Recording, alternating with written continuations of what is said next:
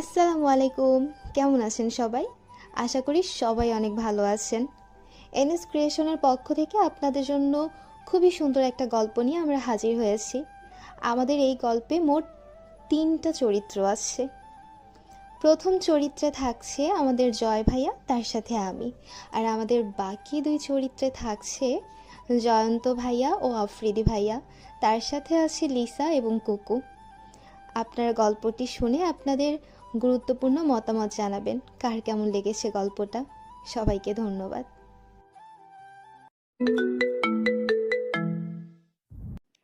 5 foot 1 ইঞ্চি উচ্চতা, পরনে black jacket, সাদা টি শার্ট, টাইট জিন্স, মুখে মাস্ক, মাথায় হুডি তোলা এক ছেলে। তাড়াহুড়ো করে সদ্য পাওয়া নিউজ বসের কানে দিতে তার রুমের দিকে ছুটছে ইনায়াত চাঁদ। দ্রুত দরজা খুলে ভেতরে ঢুকে পড়ল। স্যার বলে ডাক দিতেই খাটের দিকে চোখ গেল ইনায়াতের। খাটে একটা মেয়ের সাথে মিলিত হতে ব্যস্ত আফিম আহসান। বসকে এইভাবে দেখেও ভাবান্তর হলো না ইনায়াতের। শুধু লজ্জায় মাথা নিচু করে এগিয়ে গেল খাটের কিছুটা কাছে। স্যার, মিস তানিয়া আপনার প্রপোজাল রিজেক্ট করেছে। কথাটা কানে হয়তো পৌঁছালো না আফিমের, তাই সব লাজ লজ্জা ভুলে ইনায়াত কাপা হাতে ছুঁয়ে দিল আফিমের পিঠে। কারো স্পর্শ পেয়ে আফিম বিরক্তি নিয়ে মাথা তুলে তাকালো। ইনায়াতকে দেখে বিরক্তির একটা নিঃশ্বাস ফেলল। হাত বাড়িয়ে বিছানার পাশে টেবিলের ড্রয়ার থেকে একটা মোটা টাকার বান্ডেল নিয়ে মেয়েটার গায়ে ছুড়ে দিল। এরপর মুখ চেপে বন্ধ করে রাখলো। হার্টবিট এত দ্রুত হচ্ছে যেন এক্ষুনি হার্ট অ্যাটাক করবে সে। ইনায়াতের এমন মেয়েলি ব্যবহার দেখে বিরক্তি হলো আফিম। ওয়াশরুমের দিকে যেতে যেতে চোখ ছোট করে বলল, ফলো মি। ইনায়াত কাঁদো কাঁদো মুখ করে নিজের হাত মুষ্টিবদ্ধ করে নিল। চোখ বেয়ে 1 ফোঁটা জল গড়িয়ে পড়ল। একটা দীর্ঘশ্বাস ফেলে এগিয়ে গেল ওয়াশরুমের ভেতর। আফিম শাওয়ারের নিচে দাঁড়িয়ে আছে, না দেখেই বুঝে নিল ইনায়াত। তুমি জয়েন করেছো মাত্র 3 সপ্তাহ, বাট তুমি এত কাজ করেছো যে আমার পাস্ট কোনো বিয়ে এত কাজ করেনি। আমার সব ফাইল কমপ্লিট করে ফেলো, আমার সব বড় আগে রেডি করে ফেলো। কেমনে ম্যান, তোমার কি এনজয় করতে মন চায় না? আমি ঘাটে যে মেয়েটার সাথে ছিলাম, ওই মেয়ে যে কারোর শরীরে আগুন লাগাতে যথেষ্ট, কিন্তু তুমি তাকালেও না ভালো করে। আরে ওর কথা বাদ দাও, তুমি কাপড় ছাড়া আমার দিকেই তাকাতে পারো না। এতটুকু বলেই আফিম সূক্ষ্ম দৃষ্টিতে তাকালো ইনায়াতের দিকে। তোমার নাম মেয়ের মতো, কাজকর্ম মেয়ের মতো, সামহাও তুমি মেয়ে না তো? এমন কথা শুনে ঝট করে মাথা তুলে তাকালো ইনায়াত।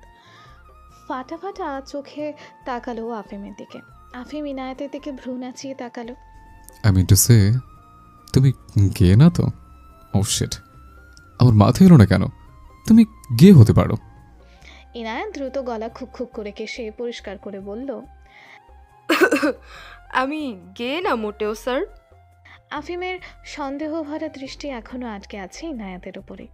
ইনায়াতের থেকে দৃষ্টি সরিয়ে মাথার চুলগুলোয় হাত চালিয়ে পেছনে ঠেলে দিল আফিম। এখন জলদি বলো কি বলতে এসছো। তুমি তো কাছে কিছুর জন্য দেখা দাও না। স্যার, মিস তানিয়া আপনার প্রপোজাল রিজেক্ট করেছে। সে আমাদের সাথে ডিল করবে না জানিয়েছে। আর এটুকু বলেই থেমে গেল ইনায়াত। ভয় ভয় ডোক গিলল, কারণ এর পরবর্তী কথাগুলো বলতে তার যথেষ্ট সাহসের প্রয়োজন। আর ইনায়াতকে থেমে যেতে দেখে চোখ বন্ধ অবস্থায় জানতে চাইল আফিম। আর বলেছে আপনাকে যেন বলে দিই যে আপনার খাট কাঁপানোর শক্তি যেমন আছে, তার থেকেও বেশি ওনার রূপের আগুন। আপনার যেন আর একটু লম্বা করে নেন। আফিম ধপ করে চোখ খুলে ফেলল। লালচে চোখগুলো স্পষ্ট জানান দিচ্ছে তার মাত্রা ছাড়িয়ে যাওয়ার আগের। ইনায়াত ভয়ে ভয়ে 2 কদম পিছিয়ে গেল। আফিম নিজের হাত মুষ্টিবদ্ধ করে দেয়ালে জোর এক ঘুষি মারল। আমার তাকে নিজের লাইফ লিড করতে যে মেয়ে, আমার জন্য মডেলিং আসলো যে মেয়ে, সেই মেয়ে আমাকে রিজেক্ট করে ওয়ার্নিং পাঠাচ্ছে কোন সাহসে? কোন সাহসে ডামাট? আরও একটা ঘুষি মারল আফিম জোরসে দেয়ালে। বাধ্য হয়ে ইনায়াত এগিয়ে গেল বাথরুম নিয়ে। শাওয়ার অফ করে বাথরুম পরিয়ে দিল এক প্রকার জোর করে আফিমকে। অবশ্য এই কাজের জন্য আগে তার প্রচুর সাহস জোগাড় করতে হতো, এখন করতে হয় না। বাথরুম পরিয়ে আফিমকে টেনে আনলো ওয়াশরুমের বাইরে। মাথা মুছে দিল ভালো করে টাওয়াল দিয়ে। এরপর ফার্স্ট এইড বক্স নিয়ে আফিমের হাতে ব্যান্ডেজ করে দিতে লাগলো আফিমের পাশে বসে। ধীরে ধীরে ফু দিয়ে দিয়ে ব্যান্ডেজ করতে ব্যস্ত ইনায়াত খেয়াল করেনি আফিম তার দিকে এক দৃষ্টিতে তাকিয়ে আছে। একটু বাদে আফিমের দিকে চোখ পড়তেই একটা শুকনো ঢোক গিলল ইনায়াত। তুমি তো ভালো করে ইনায়াত, আর ভালোই যখন হলে তখন মেয়ে হলো না কেন? ও গড, আমার বাবা মায়ের বিয়ে নামক বেড়া থেকে বাঁচতে আমি তোমাকে ইউজ করতে পারতাম। আফসোস তুমি মেয়ে হলে না। ইনায়াত শুকনো একটা ঢোক গেলে জলদি উঠে পড়ল আফিমের কাছ থেকে। স্যার প্লিজ এখন ঘুমাবেন না প্লিজ, আমি ডিনার আনছি, করে নিন ডিনার, আমিও বাসায় ফিরবো। বাসায় ফিরবে মানে? আজকে থেকে যাও। ইনায়াত পানির গ্লাসে পানি ঢেলে নিচ্ছিল খাওয়ার জন্য, কিন্তু আফিমের থেকে যাও কথায় হাত থেকে পানির গ্লাসটা পড়ে গেল তার। আফিম দ্রুত উঠে দাঁড়ালো। কি হচ্ছে ইনায়াত, কোনো সমস্যা? ইনায়াত দ্রুত কাঁচগুলো তুলতে গিয়ে হাত কেটে গেল কাছে লেগে। আফিম সেদিকে তাকিয়ে দ্রুত ইনায়াতের কাছে এলো। হোয়াট ননসেন্স ইনায়াত, সার্ভেন্ট আছে আমার ঘরে। ইনায়াত দ্রুত নিজের হাত ছাড়িয়ে নিল আফিমের থেকে। স্যার আপনার ডিনার হলে আমাকে ফিরতে হবে, আমার একটা কাজ আছে। আফিম ভ্রুকুচকে তাকালো ইনায়াতের দিকে। এরপর দেয়াল ঘড়ির দিকে চোখ যেতেই দেখলো সময় রাত 12:30। রাত 12:30টায় কাজ? ইনায়াত কপালের বিন্দু বিন্দু ঘামগুলো মুছে নিল হাতের উল্টো পিঠে।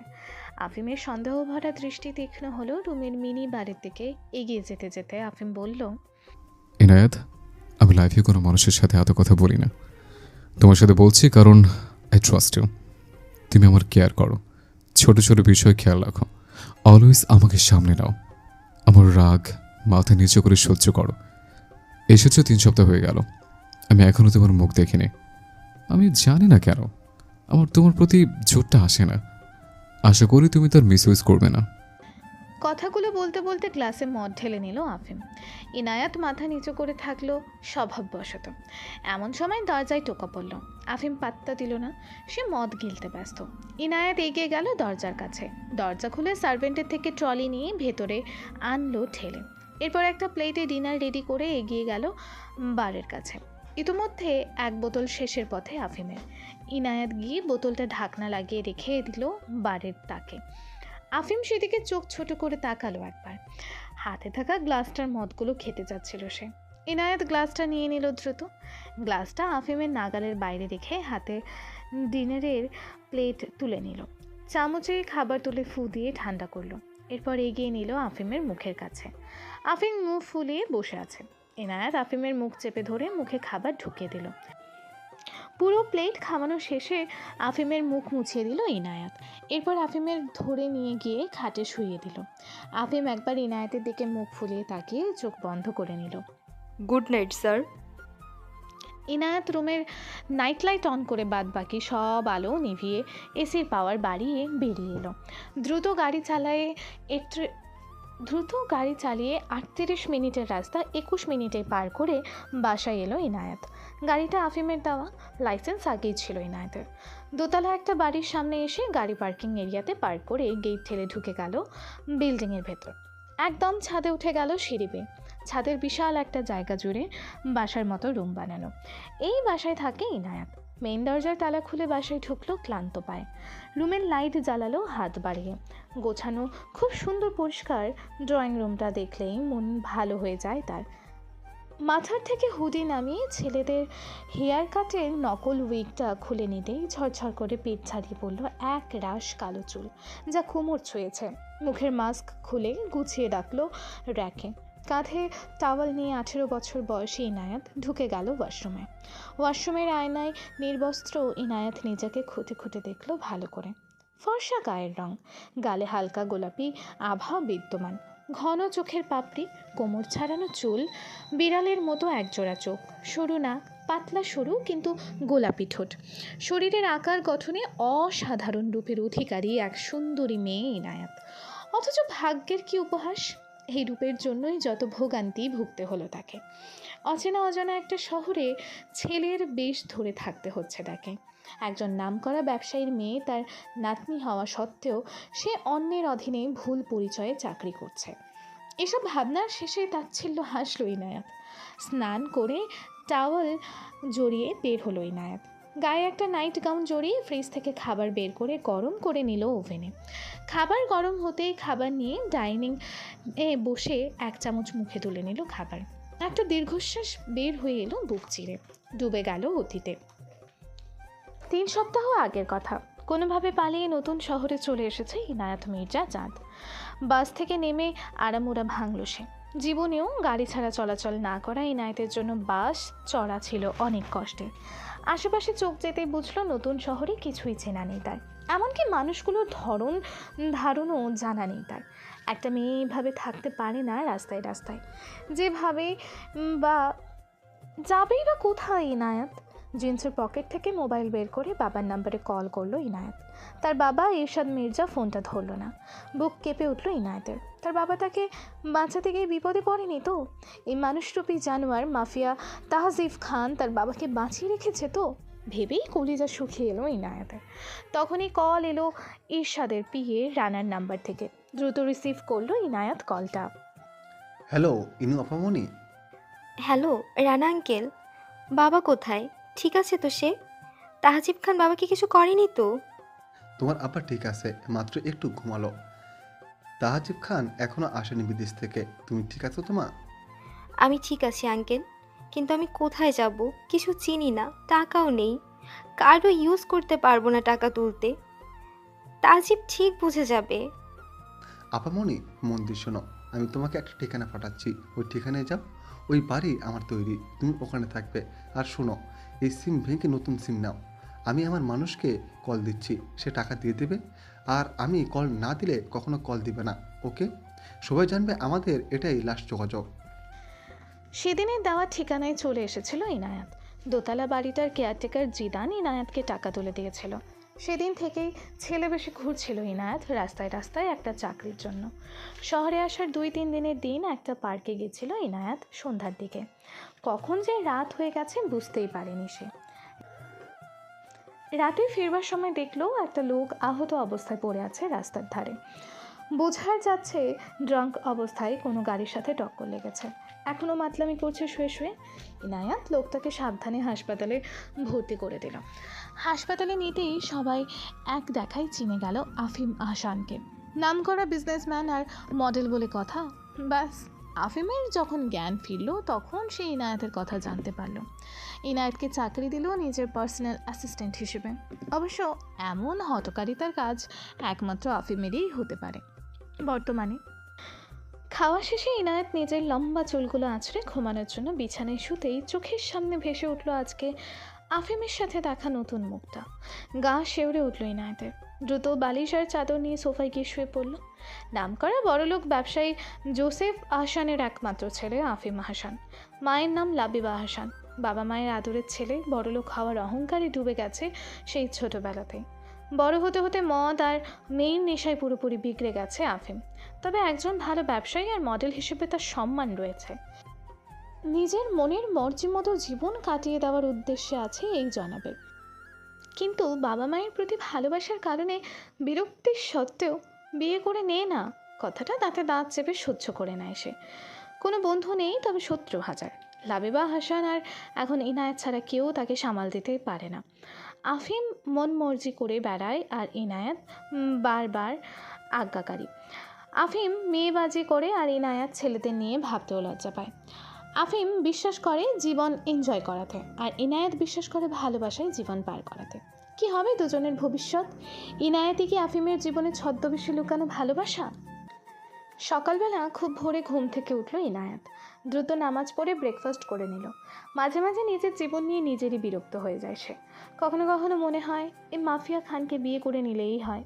তবে বড় মুহূর্তে সে নিজেকে 101টা গালাগাল দেয় বিড়বিড় করে। একটা মেয়ের কাছে তার নামটাও নিজের হয় না। আল্লাহ নিজের বলতে মেয়েদের দেয় দুটো অধিকার: এক নিজের ইজ্জত, পবিত্রতা আর সম্মান, আর 2 হলো আল্লাহর প্রতি ইবাদত করার অধিকার। তাই তাহজিব খানের কাছে নিজেকে বিলিয়ে দেওয়া কখনোই একজন নারীর পক্ষে সম্ভব না বলে ভেবে নেয় ইনায়াত। যদি তাহজিব খানের মতো মানুষের কাছে বিলাতে হতো নিজেকে বিয়ের নামে, তাহলে নিজের বস আফিমের মাঝে কোনো খামতি সে দেখছে না। তাহজিবের থেকেও অধিক সুন্দর আর ধনসম্পদশালী ব্যক্তি আফিম আহসান, কিন্তু তার প্রতিও অফিসিয়াল ব্যাপারে সম্মান ছাড়া কোনো অনুভূতি আসে না তো ইনায়াতের। আসবেই বা কেন? তাহজিব আর ইনায়াত একই ঘাটের গরু, দুটোই মেয়েবাজ আর বিভিন্নভাবে আল্লাহর পথের থেকে সরে এসছে। ইনায়াত মাঝে মাঝে ভাবে সকালে এত জলদি প্রায় ভোরবেলায় কোন বিয়ে কাজ করে না, অথচ তাকে করতে হয়। সে এতই স্পেশাল বিয়ে যার ফলে তাকে বসের বাসায় গিয়ে বসকে ঘুম থেকে তুলতে হয়। ছোট বাচ্চার মতন স্বভাবের ছেলেটার মেয়েবাজির মতন স্বভাব আছে। মাঝে মাঝে বিশ্বাস হতে চায় না ইনায়াতের। দ্রুত স্নান সেরে ব্রেকফাস্ট করে নিল ইনায়াত। এরপর আয়নার সামনে গিয়ে বসলো। মুখটা বাংলার পাঁচের মতো করে রেখেছে সে। ধুর, সারাদিন উইক পরে মাথাটা ঘেমে যায়, কী যে করি, ভাগ্যই তো সহায় নেই। ছেলেদের সাজ নিতে নিতে প্রায় 40 মিনিটের মতন লেগে গেল ইনায়াতের। মুখে মাস্ক লাগিয়ে বের হয়ে এলো বাসা থেকে। প্রতিদিন আগে বেশ কিছু সময় সে পার্কে হাঁটাহাঁটি করে। আজকেও তার ব্যতিক্রম হলো না। পার্কে হাঁটাহাঁটি করছে ইনায়াত মনের সুখে। প্রকৃতির মাঝে থাকলে সব চিন্তা উধাও হয়ে যায় তার। বিরক্তিরাও আর হাতছানি দেয় না। কিন্তু আজকে খুব করে একা একা লাগছে তার নিজেকে। এই শহরে এসেছে আজকে 23 দিন হতে চলল, অথচ এখনও নিজেকে একাই লাগে তার। কারোর সাথে বন্ধুত্ব করতে গেলেও ভয় হয়। কে জানে যদি তাহজিব জেনে যায়। নিজের বাবা রানা আঙ্কেলের সাথেও সেদিনের পর আর কথা হয়নি। তারা ঠিক আছে তো? সকাল সকাল উঠে প্রকৃতি উপভোগ করতে পছন্দ করে ইনায়াত। আর আফিম, সে ভোরবেলা নামাজই পড়ে না। ঘড়ির কাঁটায় সময় সকাল 7টা, অথচ এখনও আফিম বিছানায় এলোমেলো হয়ে ঘুমাচ্ছে। আফিমের বাবা মা ট্রিপের জন্য লন্ডনে গেছে, তাই ইনায়াতকে এসে তুলতে দিতে হবে আফিমকে। না হয় হয়তো এমন পাহাড় ভাঙার মতো কষ্টের কাজটা লাবিবা নিজেই করতেন। মহান সৃষ্টিকর্তার কি মর্জি তা তিনিই জানেন। একদিকে তার অনুগত বান্দা আর অন্যদিকে তার পথবিচ্যুত এক মানব। এদিকে নতুন শহরে ইনায়াতের একাকিত্ব, আফিমের অগোছালো জীবন।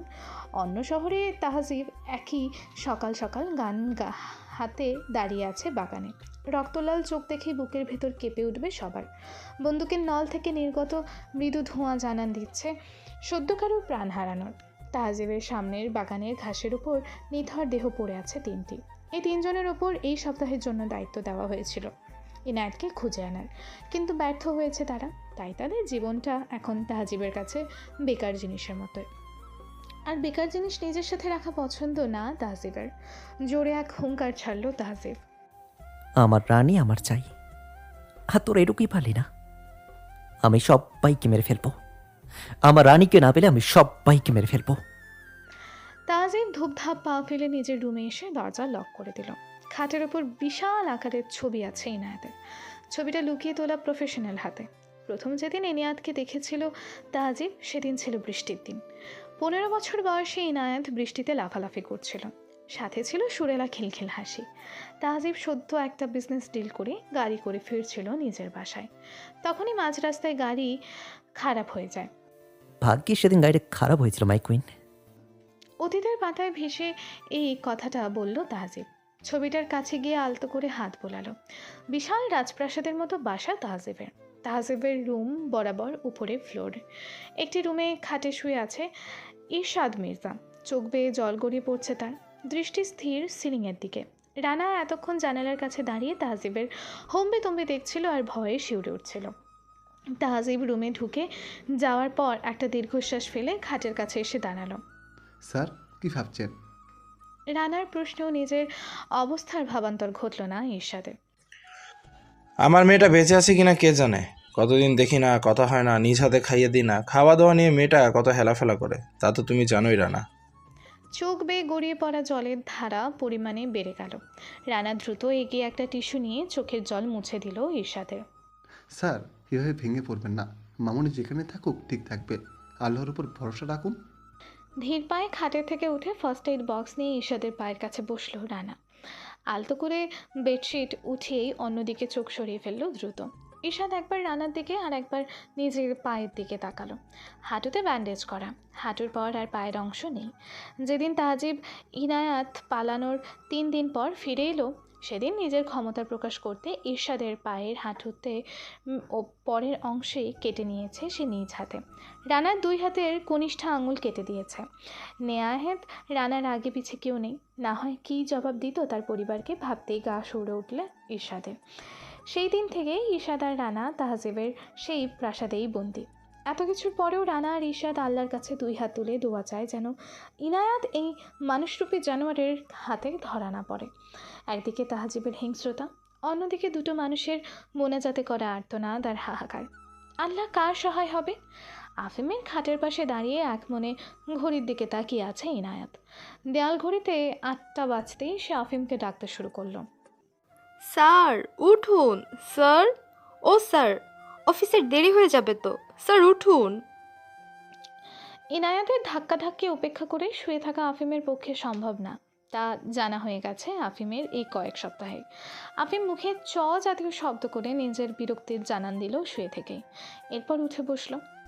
ইউ আর ফায়ার্ড চাঁদ, ইউর ফায়ার্ড।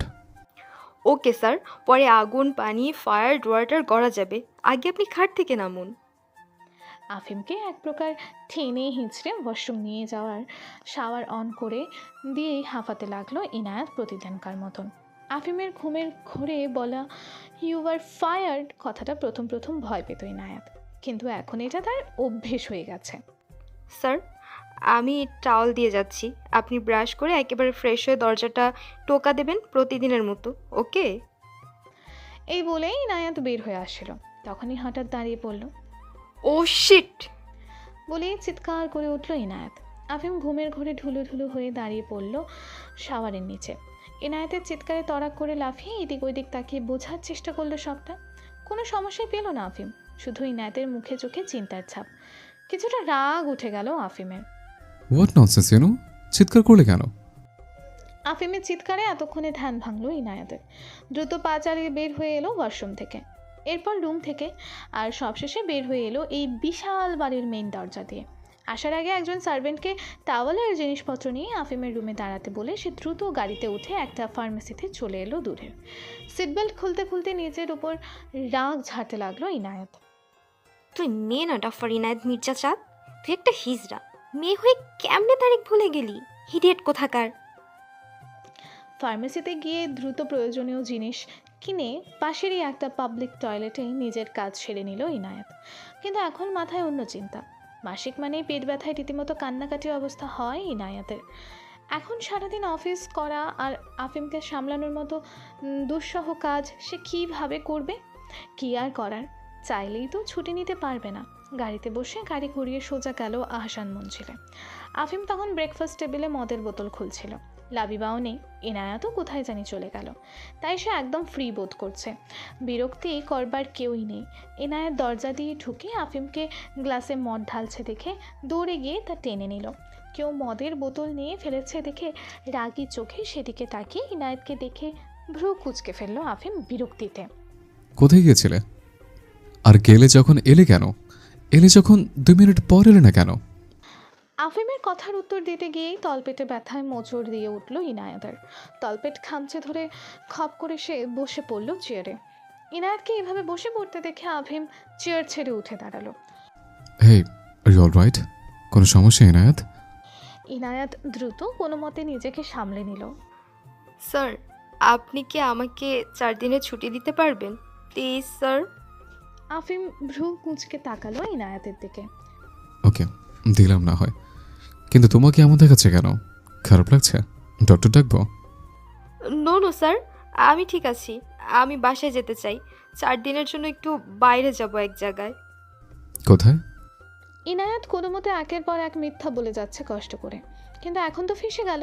কারণ ইনায়াত শুরুর দিকে বলেছে তার এই জীবনে কেউ নেই, এখন কোথায় যাচ্ছে বলবে? হঠাৎ মাথায় যা এলো তাই বলে ফেলল। স্যার গার্লফ্রেন্ডের সাথে দেখা করতে যাব। ইনায়াতের কথা শুনে আফিম সে কি ভাবতো আর হলো কি? সে ভাবতো ইনায়াত গে হবে হয়তো, কিন্তু এখানে যে তার গার্লফ্রেন্ড আছে কে জানতো? ওকে, কাল থেকে 4 দিনের ছুটি তোমার। না না স্যার, আজকেই লাগবে ছুটি। পেট খামচে ধরে উত্তর দিল ইনায়াত। আফিম ভ্রুকুচকে পেট খামচে থাকা হাতের দিকে তাকালো। ওকে। দেব দেব। ইনায়াত আফিমের হ্যাঁ শুনেই একজন সার্ভেন্টকে ডাকতে গেল। আফিম ভ্রুকুচকে তাকিয়ে আছে ইনায়াতের দিকে। সেকেন্ডের মধ্যেই দীপ হাজির ইনায়াতের সামনে। Yes sir. আমার নাম্বার আছে তোমার কাছে? Yes sir. ঘরে যদি তোমার স্যার কোনো অনিয়ম করে আমাকে কল করবে, ব্রেকফাস্ট লাঞ্চ ডিনার যদি না করে, মদ যদি আধা বোতলের বেশি খায়, তাহলে সোজা আমাকে কল করবে। ওকে? দীপ চলে গেল আর আফিম বিরক্তিকর দৃষ্টি নিয়ে তাকিয়ে আছে। What is this? আপনার অফিস রুমের সিসি ক্যামেরার সাথে আমার মোবাইল কানেক্ট করা আছে, তাই অফিসের খেয়াল আমি রাখবো। কোনো অনিয়ম হলেই কল করব। রিসিভ না হলে বিরক্ত করতে বাধ্য হব স্যার। বাই। ইনায়েত দ্রুত পেট চেপে বের হয়ে এলো বাসা থেকে। গাড়িতে বসে দ্রুত গাড়ি চালিয়ে ইনায়াত চলল বাসার উদ্দেশ্যে। আফিম দরজার দিকে তাকিয়ে টেবিলে বসতেই মদের বোতলের দিকে চোখ গেল তার। মদের বোতলটা হাত বাড়িয়ে নিতে যাবে, তখনই মোবাইল শব্দ করে বেজে উঠল। আফিম বিরক্তিতে ভ্রু কুচকে ফোনের দিকে তাকিয়ে দেখলো ইনায়াতের কল। রিসিভ করলো আফিম। হ্যালো, কি আবার? মদের বোতলটা রাখুন স্যার। হোয়াট? তুমি কিভাবে জানলে? আমি আপনাকে ভালোভাবে চিনি স্যার। আফিম বিরক্তি নিয়ে ফোন কেটে মদের বোতল ঠেলে দূরে সরিয়ে দিল। এই ছেলে কি জাদুকর নাকি? বিরক্তিকর। দীপ ব্রেকফাস্ট নিয়ে আসলো আর আফিম বিরক্তি নিয়ে খাওয়া শুরু করলো। ইনায়েতের কথার নড়চড় করলে যদি ইনায়েতের কানে যায়, তাহলে তা লাবিবার কানে যাবে। মায়ের কাছে বকা শোনার কোনো ইচ্ছা নেই আফিমের। আফিম, তাহজিব আর ইনায়েত তিনজনের ভবিষ্যৎ অনিশ্চিত। কতদিন চলবে ইনায়েতের ছেলে সাজার খেল? কতদিন তাহজিব ইনায়েতের জন্য পাগলামি করবে? আর আফিম কি জানবে ইনায়েতের কথা? বিরক্তি নিয়ে মিটিং রুম থেকে বের হয়ে এলো আফিম। ইনায়েতের অভাব সে বেশ ভালো করেই বুঝতে পারছে। একটা দিনও পার হয়নি ইনায়েতের ছুটি নেওয়াতে, অথচ আফিমের মনে হচ্ছে কতদিন হয়ে গেছে। অফিসের সব কাজ ইনায়েত দেখে নিত, এখন আফিমকে দেখতে হচ্ছে। ফাইলস আর কাগজে কাজ সব শুধু সাইন করবার জন্য আফিমের কাছে আসতো, বাদবাকি চেকিং ইনায়াত করতো। কিন্তু এখন আফিমের টেবিল জুড়ে শুধু ফাইল জমেছে। আফিমের কফি, ল্যাপটপের ফাইলগুলো, পুরো রুম, টাইমের মধ্যে লাঞ্চ, সব কিছু ইনায়েত 3টা সপ্তাহ এমনভাবে গুছিয়ে খেয়াল রেখেছে যে অফিসটাই এখন ইনায়েতের বলেই মনে হচ্ছে আফিমের। এত প্রেশারে সে বিরক্ত। নিজের কেবিনে ঢুকে সফট মিউজিক ছেড়ে দিল মৃদু আওয়াজে। আফিমের কেবিনেও গেস্টদের কথা ভেবে একটা মিনি বার রাখা হয়েছে, যদিও এখানকার বেশিরভাগ মদের বোতল আগেই আফিম শেষ করত আর মাতাল হয়ে পড়ে থাকতো কেবিনের কোনায়। কিন্তু গত 3 সপ্তাহে ইনায়েত বাসায় ছাড়া তাকে আর কোথাও মদ খেয়ে মাতলামি করতে দেয়নি, যার ফলে আফিমের সম্পর্কে বদনামগুলো অনেকাংশে কমে এসেছে। বিজনেসে তার ভালো এফেক্ট দেখা দিয়েছে। ইস, ছেলেটার কেন যে গার্লফ্রেন্ড জুটলো? আমার পুরো লাইফ শিডিউল নড়বড় হয়ে গেছে। মাথা চেপে ধরে নিজেকেই নিজে শুনিয়ে বলল কথাগুলো চেয়ারে বসে আফিম। চোখ খুলে একবার মিনি বাড়ির দিকে তাকালো, তারপর ধীর পায়ে এগিয়ে গিয়ে একটা গ্লাস নিয়ে মদের বোতল খুলতে লাগলো। তখনই মোবাইলে রিং হলো। বুঝতে বাকি নেই কলটা ইনায়াতের। মদের বোতলটা আবারও সেখানটায় রেখে টেবিলের ওপর থাকা জুসের ঢাকনা দিয়ে রাখা গ্লাসটা তুলে নিল। সিসি ক্যামেরার দিকে তাকিয়ে গ্লাস উঁচু করে ধরে বলল, দেখো, খাচ্ছে জুস, মদ খাচ্ছে না, শান্তি। নাক মুখ কুচকে আপেলের জুসটা খেয়ে নিল আফিম। এরপর গায়ের কোট খুলে চেয়ারে রেখে শার্টের হাতা ফোল্ড করে ফাইল নিয়ে বসলো। একের পর এক চেক করতে থাকলো। প্রায় দুপুর 1টার দিকে মোবাইলের রিংটন বেজে উঠলো আফিমের।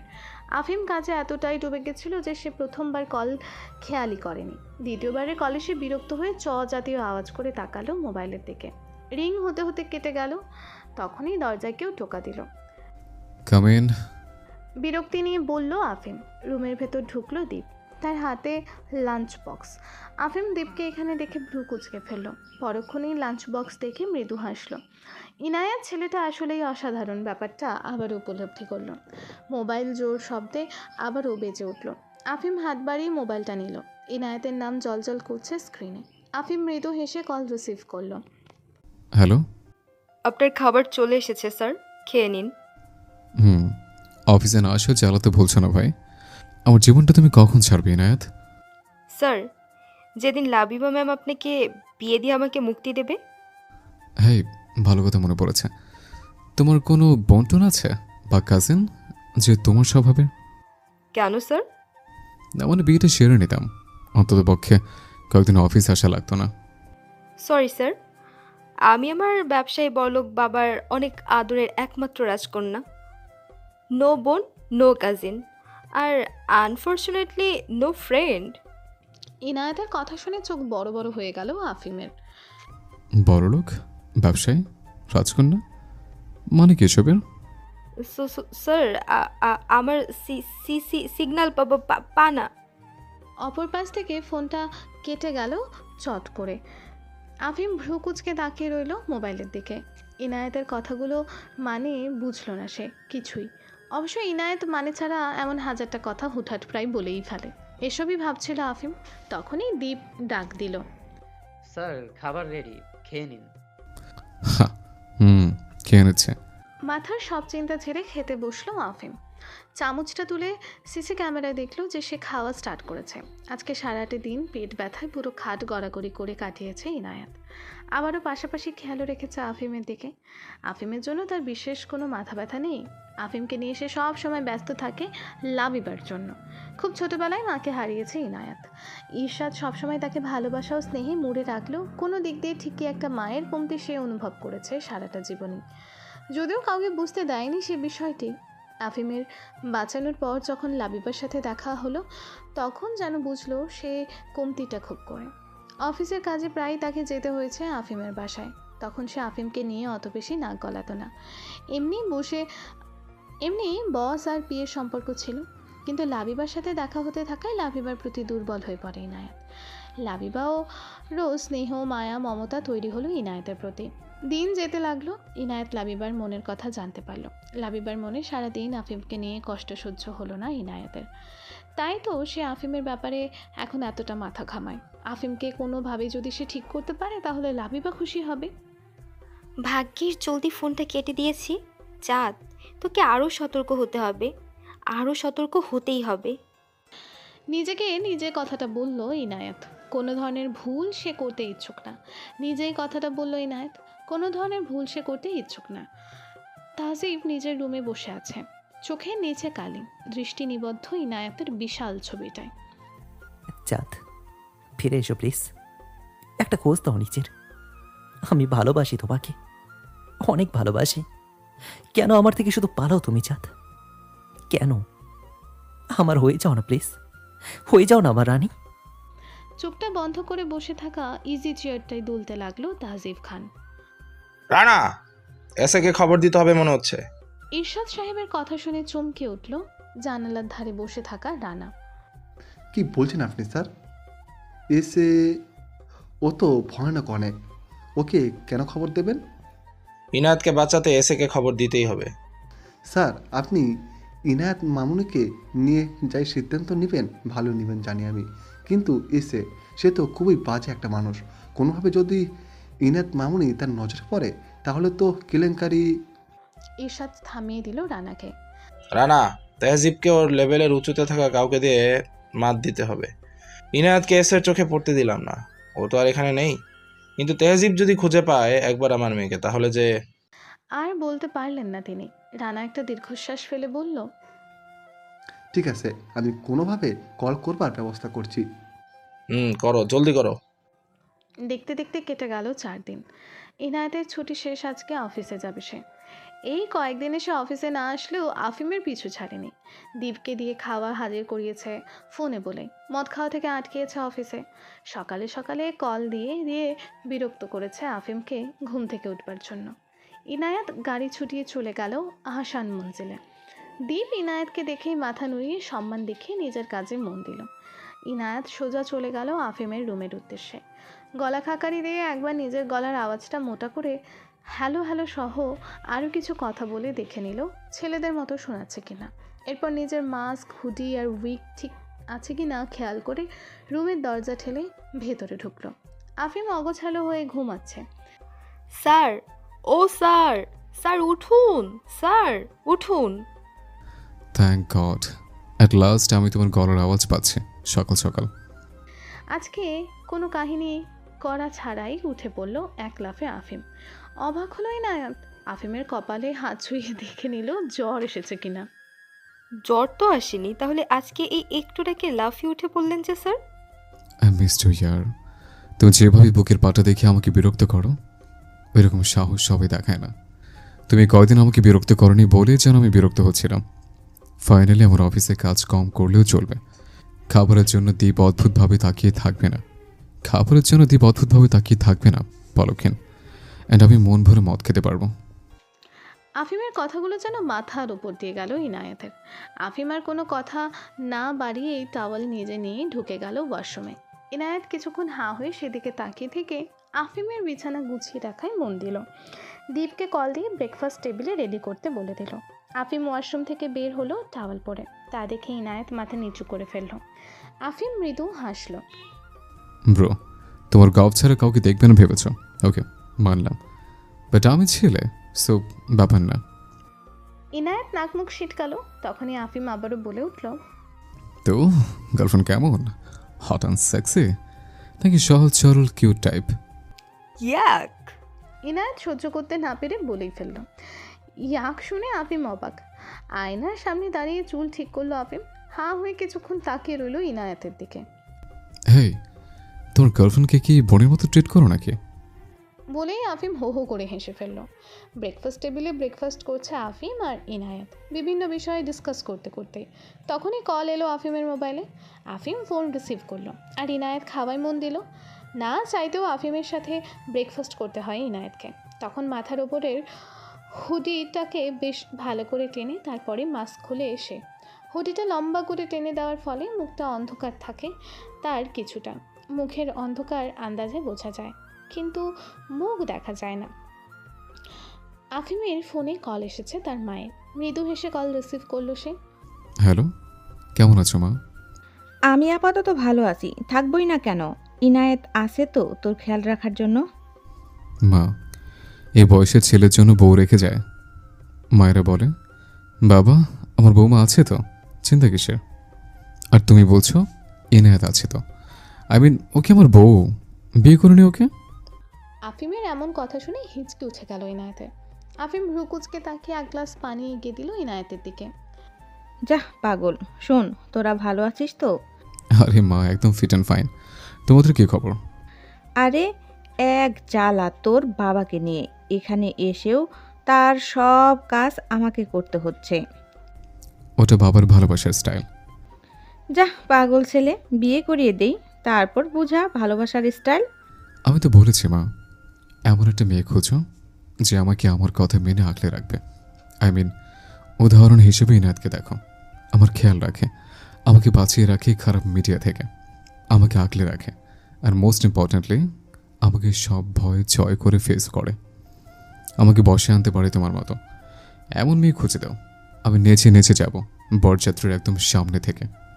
পাগল ছেলে আমার। আচ্ছা শোন, আমি এখন ফোনটা রাখছি, শান্তিতে যে একটু কথা বলবো তাও জোর নেই। তোর বাবা আছে, এর সাথে ওর সাথে পরিচয় করানো নিয়ে নিজের খেয়াল রাখিস বাবা। ইনায়েত আছে তো মা, বাই, নিজের খেয়াল রেখো। আফিম ফোন ডেকে ইনায়েতের দিকে তাকালো। ইনায়েত ড্যাব ড্যাব করে তাকিয়ে আছে আফিমের দিকে। আফিম নিজের অ্যাটিটিউড নিয়েই বলল, হোয়াট? সত্যি তোর বিয়ে হচ্ছে না আমাদের? আই এম নট গে। ইনায়েত থতমত খেয়ে এই দিক ওই দিক তাকাতে লাগলো। তখনই আফিম আবারও বলল, আছি ইনায়েত, আমি তোমাকে কখনোই দেখিনি। হুডিটা খুলো না আজকে, লেট মি সি। ইনায়েত চমকে তাকালো আফিমের দিকে। আফিম আগ্রহ নিয়ে তাকিয়ে আছে ইনায়েতের মুখ দেখার জন্য, আর ইনায়েত একরাশ ভয় নিয়ে তাকিয়ে আছে আফিমের দিকে। তবে কি আজকে শেষ রক্ষা হবে না ইনায়েতের? ইনায়েতের সত্যি কি তাহলে শেষমেশ জেনে গেল?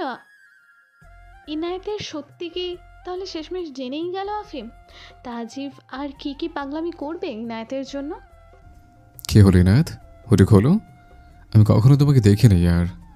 লজ্জা না পেয়ে হুডিটা খোলো ব্রো।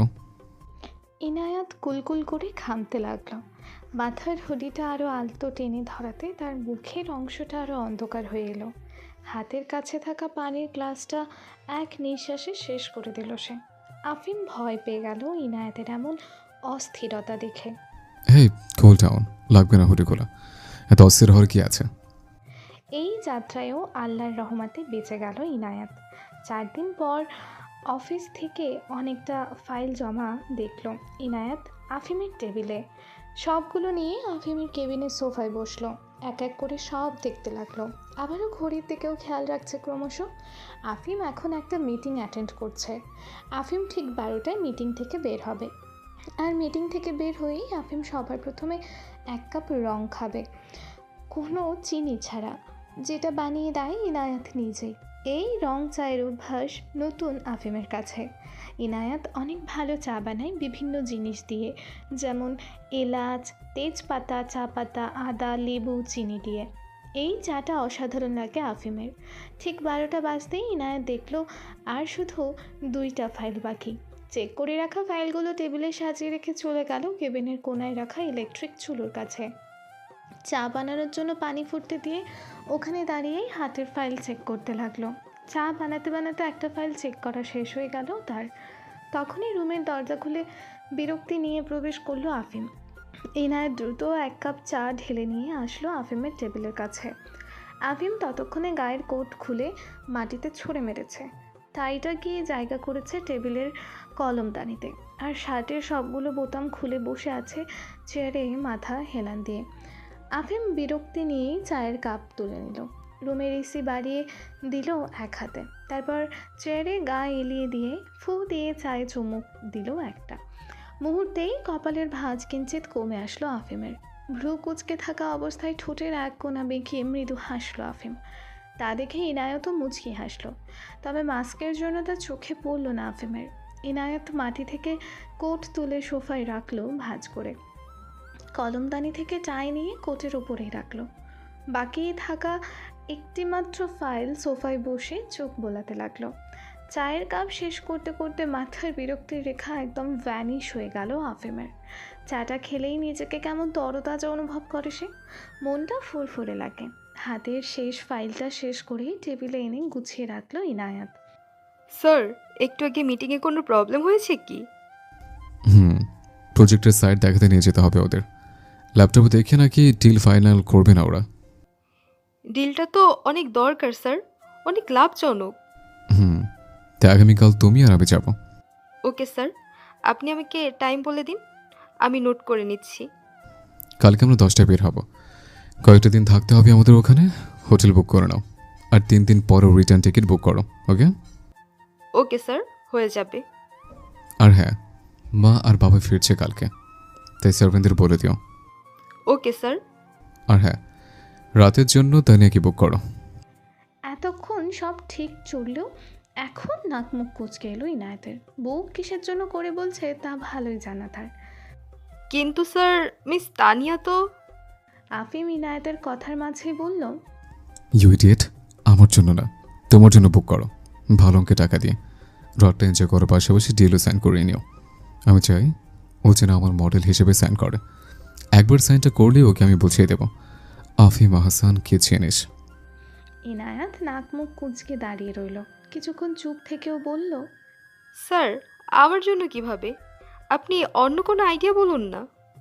আফিম ভ্রুকুচকে তাকালো ইনায়াতের দিকে। এই, তোমার মেয়ে ভালো লাগে না? স্যার, আমার মেয়ে ভালো লাগবে কেন?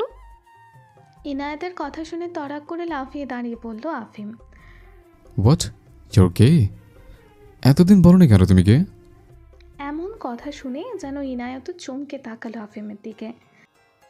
না না স্যার, ছি, আমি গেটে না। তাহলে সমস্যা কি? আফিম চেয়ারে বসতে বসতেই বলল। ইনায়াত কি বলবে ভাবতে লাগলো, হঠাৎ মাথায় যা এলো তাই বলে ফেলল। স্যার, পার্সে প্রবলেম চলছে। আফিম পানির গ্লাস নিয়ে পানি খাচ্ছিল। ইনায়েতের কথা শুনে ফু করে সব পানি ফেলে দিল। হোয়াট? ইনায়েত নিজের উপরেই নিজে রেগে গেল। আর কোনো কথা পেল না সে, এখন কি আর করার। ইনায়েত তাই বাধ্য হয়েই বলল, হ্যাঁ স্যার, পার্সে প্রবলেম চলছে। আফিম হালকা খুক খুক কেশে গলা পরিষ্কার করলো। এদিক ওদিক তাকালো অস্থিরভাবে। টেবিলে হাত টাওয়ারের মতো উঁচু করে তার উপর মুখের ভর দিয়ে গভীর দৃষ্টিতে বলল, গার্লফ্রেন্ড জানে? ওরও পার্সে সমস্যা স্যার। তাড়াহুড়োই মাথায় যা এলো এবারও তাই বলে ফেললো ইনায়াত দ্রুতই। ইনায়াতের কথা শুনে হাতের ব্যালেন্স হারিয়ে ধূপ করে পড়তে পড়তেও পড়ল না আফিম। নিজেকে সামলে নিল কোনোভাবে। ইনায়াত আর কিছু না বলে লজ্জায় মাথা নিচু করে বের হয়ে এলো কেবিন থেকে। স্টুপিড নাকি ইডিয়েট তুই? এই উত্তর কে দেয় নিজেকে বাঁচাতে? কেবিনের বাইরে দাঁড়িয়ে নিজেকে নিজেই প্রশ্ন করে বসলো ইনায়াত। আর কেবিনের ভেতর বসে থাকা আফিম কিছুক্ষণ কেবিনের দরজার দিকে তাকিয়ে বলল, স্টুপিড নাকি ইডিয়েট তুই আফিম? এই প্রশ্নগুলো কি করে কৌতূহলী হয়ে? প্রান্তের দুইটি মানুষের বুলি তো একই হলো। এখন সামনে কি হবে? রানা অনেক কষ্টে লুকিয়ে একটা বডিগার্ডের ফোন চুরি করে নিল। বডিগার্ডটা ওয়াশরুমে যাওয়ার আগেই ফোন টিপছিল। তাড়াহুড়োই মোবাইলটা ওয়াশরুমের বাইরে থাকা ছোট্ট টেবিলের ওপর রেখে চলে গেল ওয়াশরুমের ভেতর। রানা সেই ফোনটাই নিয়ে নিয়েছে। নাম্বার মুখস্থ রাখার অসাধারণ এক প্রতিভা আছে রানার ছোট্ট থেকেই। এর খাস মানুষ আর রাইট হ্যান্ড কালামকে কল লাগালো রানা দ্রুত নাম্বার তুলে। এ আন্ডারওয়ার্ল্ডের বাদশা, যে বিদেশ বিভুঁইয়ে নিজের ত্রাস ছড়িয়ে দিয়েছে সবার মাঝে। চরিত্রহীন নেশাখোর সে, তবে ন্যায়ের জন্য কাজ করতে গিয়ে তার পা পেছায় না। এসেকে নেহায়েত খাস মানুষেরা ছাড়া আর কারোর দেখার সুযোগ হয়নি। খাস মানুষ না হলেও একটা বিজনেস ঝামেলার জন্য এসেকে দেখবার সুযোগ ইরশাদের হয়েছিল, আর রানা সব সময় ইরশাদের সাথে থাকে বলে তারও হয়েছিল। দুইবার রিং হতেই ফোন রিসিভ হলো কামালের। ফোন রিসিভ করেই কামালের প্রশ্ন, হ্যালো, কে? কামাল বলছেন কি? রানার আওয়াজ চিনতে পারলো না কামাল। চেনার মতো কোনো ব্যাপারও নেই, তাই হয়তো কিছু সেকেন্ড সময় নিল রানার প্রশ্নের উত্তর জানতে। হ্যাঁ, কামাল বলছি। আপনি কে? আমি ইরশাদ মির্জার ফিয়ে রানা খন্দকার বলছি। কিছু সেকেন্ড চুপ থেকে আবারও রানা মুখ খুলল। কি চাই? সাহায্য চাই, এসের সাহায্যের খুব দরকার। আর সাহায্য কেন চাই? ও শিট, ওরা আসছে। আপনি একটু তাহজিব খানের বাড়িতে ঢুকে কোনো মতে আমার সাথে দেখা করার ব্যবস্থা করুন। সবটাই লুকিয়ে করবেন কিন্তু প্লিজ, সাহায্য দরকার খুব করে। কারোর পায়ের আওয়াজ পেয়ে ওপরের কথাগুলো এক শ্বাসে বলেই ফোন কেটে দিল রানা। কল লিস্ট থেকে নাম্বার ডিলিট করে মোবাইলটা এক জায়গায় রেখে কয়েক পা এগিয়ে হাঁটা দিল। একটু যেতে না যেতেই মুখোমুখি হলো তাহজিব আর কিছু গার্ডদের সাথে কথা বলতে বলতে এদিকটায় আসছিল তাহজিব। রানাকে এখানে দেখে ভ্রু কুঁচকে ফেলল। তুই এখানে কি করছিস? রানা নিজেকে একদম শান্ত দেখানোর চেষ্টা করলো, যদিও মনের মধ্যে ভয়ে তার ঝড় তুফান চলছে। অবশ্য শান্ত দেখাবার নাটকটা সফল হলো তার। আপনার কাছে যাচ্ছিলাম, মামুনির খোঁজ পেলেন কিছু? এমন দেশের পরিস্থিতি, আর মেয়েটা কোথায় না কোথায় আছে। ভালো আছে তো মামুনি? রানা সুযোগ বুঝে ঠিক তাহজিবের দুর্বল জায়গায় আঘাত হানলো। আঘাতটা কাজেও দিল। মুখ শুকিয়ে গেল তাহজিবের। মাথা বাচ্চাদের মতো দুই দিকে নাড়িয়ে না বোধক উত্তর জানালো সে, যার উত্তর খোঁজ পায়নি। আমার জাতকে ভালো রাখবে আল্লাহ, আমার মোনাজাতের দাম দেবে আল্লাহ আশা করি। এতটুকু বলেই শুকনো মুখে চলে গেল তাহজিব সামনের দিকে। গাছরাও পিছু পিছু চলে গেল তার। রানা তাহজিব যাওয়ার আগে তার কথাগুলো শোনার পাশাপাশি চোখের কোণে চিকচিক করতে থাকা জল আর চোখের নিচে পড়ে যাওয়া কালি খুব ভালো করে দেখছে। তাহজিব জায়গাটা ছেড়ে চলে যেতেই একটা দীর্ঘশ্বাস ফেলল রানা মাথা নিচু করে। যেই দীর্ঘশ্বাসের মাঝে লুকিয়েছিল অসহায়ত্ব, ক্লান্তি, তাহজিবের প্রতি মায়া আর মালিকের প্রতি বিশ্বস্ত হওয়ার দৃঢ় প্রতিজ্ঞা। তবে একটা জিনিস রানা মনে প্রাণে বিশ্বাস করে, তাহজিব খান অনেক খারাপ তা ঠিক, কিন্তু সে যে ইনায়াতকে ভালোবাসে না তা বিশ্বাসযোগ্য না। কেননা এই ছেলেটা সারাদিন রাত শুধু চাঁদ নাম জপে বেড়ায়, মোনাজাতে কান্না করে আল্লাহর কাছে। খেতে বসলেই আনমনা হয়ে ভাবে চাঁদ কি খাচ্ছে। এসব কিছু রানা নিজের চোখে দেখে। চাঁদের জন্য কাঁদতে পারে যে ছেলে, সে ছেলে আর যাই হোক ভালোবাসে না, এমন মিথ্যে অপবাদ নেওয়ার মতো মানুষ না তাহজিব। হয়তো ইনায়েতকে পেলে সে সব খারাপ কাজ ছেড়ে ভালো হয়ে যাবে, খেয়ে জানে। রানার মাঝে মাঝে খুব খারাপ লাগে তাহজিবের জন্য। মাঝে মাঝে মনে হয় ছেলেটার বুকে ইনায়েতকে তুলে দিয়ে বলতে, যাও বাবা, সুখে থাকো দুজন। কিন্তু তা কখনোই সম্ভব না, কারণ সে ইনায়েতের বাবা নয়, আর সে যে তার মালিকের বিশ্বস্ত। কথাগুলো ভাবতে ভাবতে রুমে এসে খাটের দিকে একবার তাকিয়ে দেখল এই অসময়ে বিকেলেই শুয়ে আছে এরশাদ সাহেব।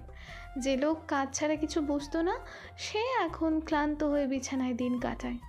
ভাগ্যের কি নির্মম উপহাস।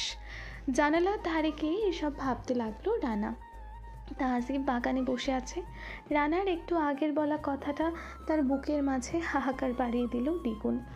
আসলেই তো মেয়েটা ভালো আছে তো, কি খাচ্ছে? কোথায় থাকছে? সুস্থ ও নিরাপদ আছে তো? এসব প্রশ্ন যে কিলবিল করে মনের ভেতর তাহজিবের বুক ফেটে যায় তার। রাতের বেলা ঘুম হতে চায় না দুঃস্বপ্নের জন্য। মনে হয় মেয়েটা হয়তো ভালো নেই, বিপদে আছে। হয়তো আসলেই মেয়েটা পালিয়েছে ঠিকই, কিন্তু ফিরে আসতে চেয়েও পারছে না। এসব কথা মাথায় আঘাত করলেই ভেঙে পড়ে তাহজিব। বারবার মনে হয় একটু এই প্রাণটা শেষ হয়ে যাক।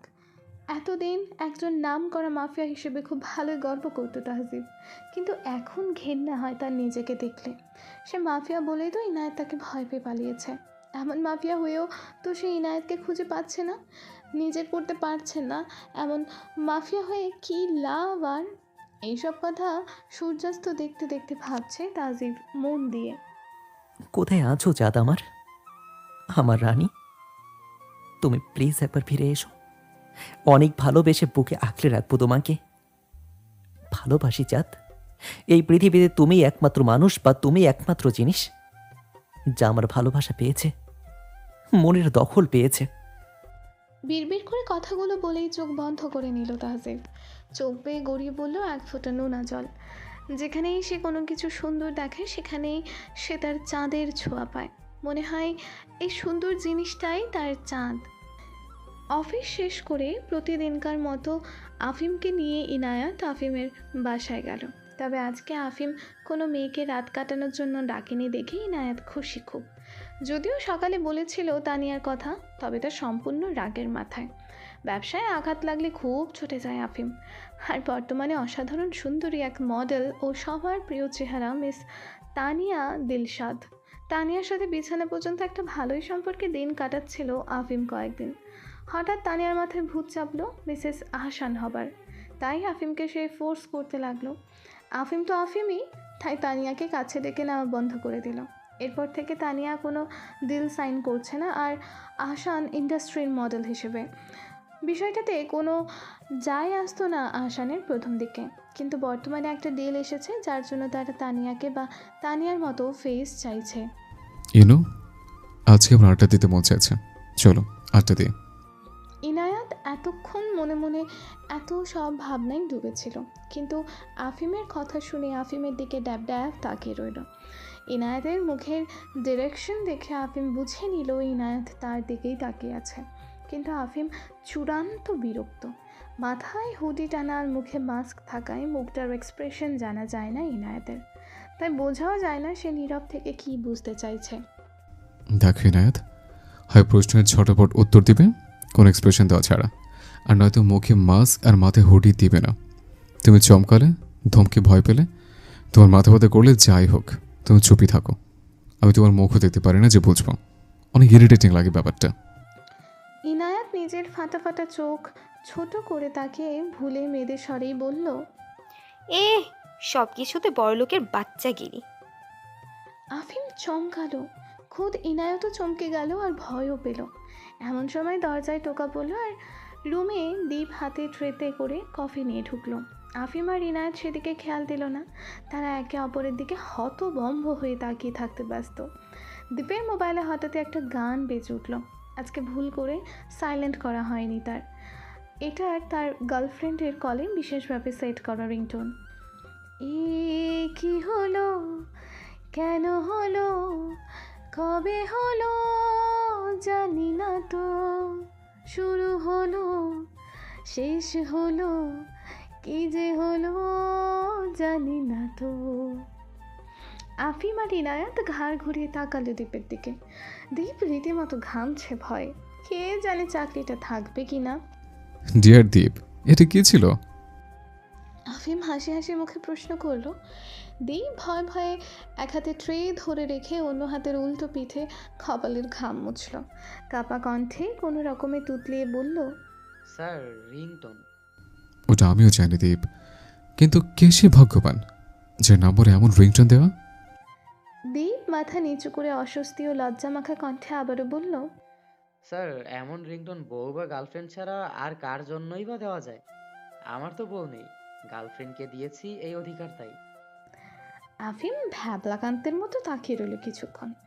একদিকে কানে মেয়ের আওয়াজ ভেসে আসছে, অথচ ইনায়া ছাড়া কেউ নেই আর ওর রুমে। এর উপরে দীপের এমন তিক্ত সত্য কথা এই মুহূর্তেই বলা যেন সে নিতে পারছে না। হাতের ইশারায় কফি রেখে যেতে বলল আফিম। দীপও দ্রুত কফি ট্রে রেখে রুম ত্যাগ করলো। গার্লফ্রেন্ডকে গিয়ে এখন সামাল দিতে হবে। আফিম আবারও চোখ ছোট ছোট করে তাকালো ইনায়েতের দিকে। ইনায়েত নিজের হুডি আর একটু টেনে দিয়ে মাস্ক ঠিক করে গলার স্বর ছেলেদের মতো মোটা করে বলল, স্যার, আপনি কি আজও কোনো মেয়ে এনেছেন? হঠাৎ এমন এক প্রশ্নে থতমত খেয়ে গেল আফিম। হাই কথা ছেলে, মেলে কি আমি তোমার সাথে আড্ডা দিতাম? না মানে স্যার, মেয়েদের আওয়াজে কেউ কিছু একটা বললো, শুনলাম তো। তুমিও শুনেছ? আমি ভাবলাম তুমি বলেছ। না না স্যার, আমি কেন মেয়ের স্বরে কথা বলবো? আমি কি মেয়ে নাকি? আফিম চিন্তিত মুখে কিছু একটা ভাবতে চাইলো, কিন্তু মাথায় ভাবনা চিন্তা আসতে চাইছে না তার। আর ইনায়াত স্বস্তির নিঃশ্বাস ফেলল। ভাগ্যিস মাথায় হঠাৎ পোলট্রি খাবার কথাটা এলো। নিজেকে নিজে বাহবা দিল বুদ্ধিমান বলে মনে মনে। ঘরে এসে ফ্রেশ হয়ে নিল ইনায়াত। প্রতিদিন গলা মোটা করে কথা বলা, উইগ আর মাস্ক পরে থাকা, এসব তার মধ্যে অনেকটা বিরক্তির সৃষ্টি করছে। নিজের আসল সত্তা লুকিয়ে রাখার থেকে বিরক্তি আর কষ্টের কী বা হতে পারে কারো কাছে। অতি দ্রুত ফ্রেশ হয়ে ভেজা চুল মুছতে মুছতে সে ডিনার গরম করে নিল। একটা মেয়ে এসে প্রায়ই তাকে রান্না করে দিয়ে যায়, আর যেদিন আসে না সেদিন নুডলস, পাস্তা আর ওটস খেয়ে রাত পার করে ইনায়াত। এমন জীবন হয়তো সে দুঃস্বপ্নেও পার করবার কথা ভাবেনি। খাওয়া দাওয়া শেষে ছোট্টখাটো একটা ব্যাকপ্যাক নিজের জিনিস ভরতে লাগলো ইনায়াত। সকাল 7টার ফ্লাইট। আফিমকে গিয়ে ডেকে রেডি করিয়ে ব্রেকফাস্ট করিয়ে দিলের জন্য রওনা দিতে গিয়ে সে যে খুব ক্লান্ত হয়ে যাবে তা জানা আছে ইনায়েতের। তাই দ্রুত হাতে সব কাজ সেরে ঘুমাতে গেল সে। সহজ সরল এই মেয়েটি হয়তো জানেও না তার জীবনের সবটাই খুব দ্রুত কল্পনাতীতভাবে বদলে যাবে, আর তার সাথে জড়িয়ে থাকা মানুষগুলোও বদলাবে খুব করে। এত কিছু অজানার মাঝে একটি কথা তার জানা আছে, তা হলো কালকে লাবিবা আসছে। তার মানে আবারও সে অনেক হাসি খুশি একটা সময় কাটাতে পারবে। ভোরে আলাম পড়তে ইনায়াত দ্রুত উঠে পড়ল। স্নান করে চুল শুকিয়ে নামাজ পড়ে নিল। এরপর একটু শুয়ে থেকে উঠে ব্রেকফাস্ট করে ছেলে ছেলে সেজে নিল। কাঁধে ব্যাকপ্যাক ঝুলিয়ে মুখে মাস্ক পরে বের হয়ে নিল দ্রুত। আফিমের বাসায় এসে জানতে পারলো আফিম প্রতিবারের মতো ঘুম। আর লাবিবা ও জোসেফ দুপুর হতে হতে চলে আসবে বলে দীপকে জানিয়েছে। দীপ, আলি ব্রেকফাস্ট রেডি করে ট্রলিতে দাও। আমি এতক্ষণে স্যারের ব্যাগ প্যাক করে দিচ্ছি। ব্যাগ প্যাক করে রাখবো স্যারকে। ওকে ইনায়েত স্যার। ইনায়েত দ্রুত পায়ে উঠে গেল সিঁড়ি বেয়ে। আফিমের রুমের দরজা খুলে দেখলো আফিম বুকের উপর ভর দিয়ে অগোছালো হয়ে শুয়ে আছে। ইনায়েত শব্দ যাতে বেশি না হয় সেদিকে খেয়াল রেখে কাবার্ড খুলে ট্রলি বের করলো। তারপর ট্রলিতে কাপড় চোপড়, পারফিউম, ম্যাচিং ঘড়ি, সানগ্লাস নিয়ে নিল। সব ধরনের সব কিছু নেওয়ার পর কাবার্ডের সব জিনিস গুছিয়ে রাখতে শুরু করলো আবারও। তখনই ধীর আওয়াজে দীপ দরজা খুলে ট্রলি নিয়ে এলো রুমের ভেতর। ট্রলিটা রেখে এসে চলে গেল। ইনায়েত সবটা গোছগাছ করে আফিমের কাছে গিয়ে প্রতিদিনের মতো ঠেলাঠেলি ও ধাক্কাধাক্কি শুরু করলো।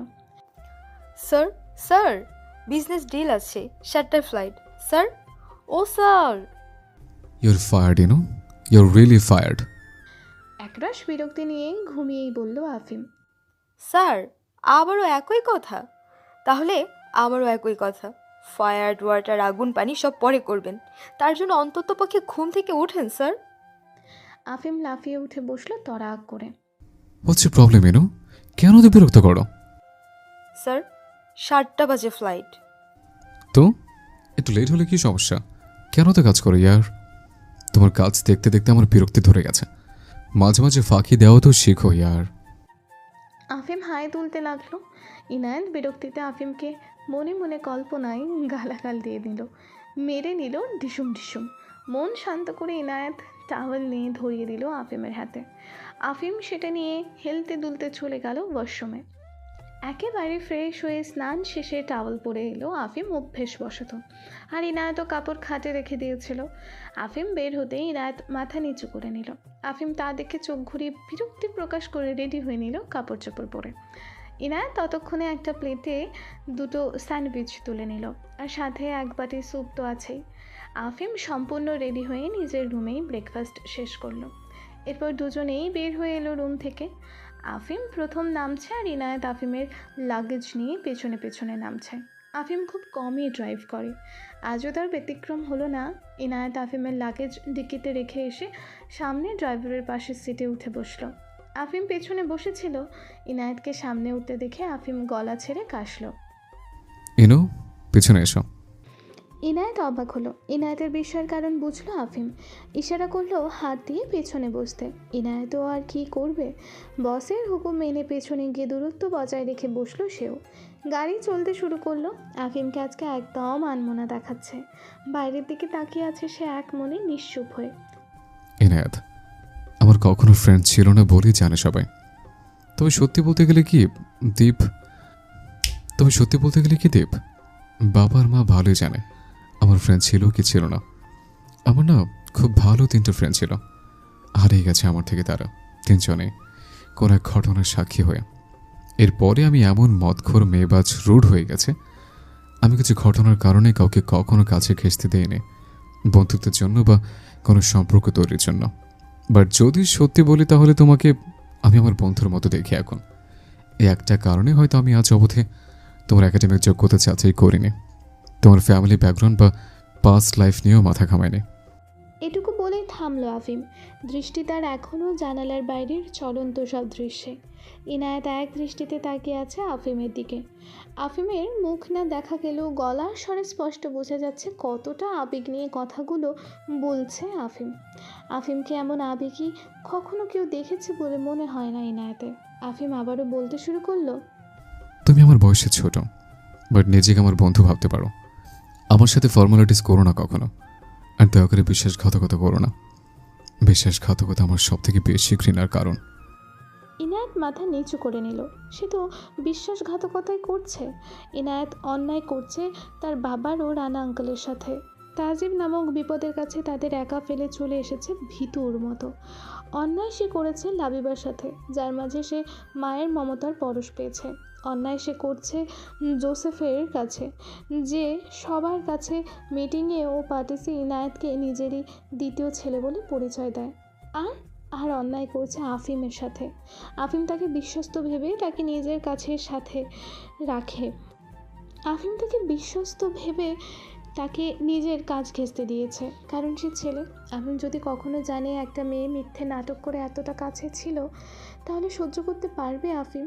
আফিম মেয়েদের প্রতি প্রচুর আবেগহীন, যেন কোনো পাথরের টুকরো। তাদের সাথে মদ খাওয়া, বিছানা গরম করা পর্যন্তই সীমিত সব সম্পর্ক। বন্ধুত্বর সম্পর্ক, তাও কোনো মেয়ের সাথে, তা যেন আফিম কল্পনাও করতে পারে না। কি হবে যদি সে জানে ইনায়াত একটা মেয়ে, ছেলে না? এয়ারপোর্টে গিয়ে সব নিয়মকানুন মেনে আফিম আর ইনায়াত প্লেনে উঠল। কথাগুলো বলতে পেরেই আফিম খুব হালকা বোধ করছে। আফিম আর ইনায়াত প্রায় 45 মিনিট পর অন্য একটা শহরে ল্যান্ড করলো। কে জানে এই শহর কী কামাল দেখাবে নিজেদের।